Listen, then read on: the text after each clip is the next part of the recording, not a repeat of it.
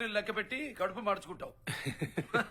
చలమా నువ్వు మో మాట పడుకో, వడ్డిస్తూనే ఉండు. అవును బ్రదర్, ఆ కాకడా శర్మ సవాల్ గురించే కదా. కుర్ర హీరోలు పెద్ద హీరోలంట.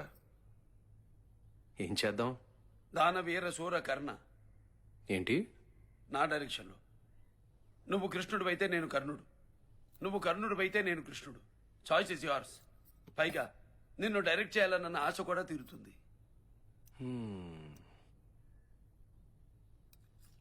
నాకు చేయాలనే ఉంది.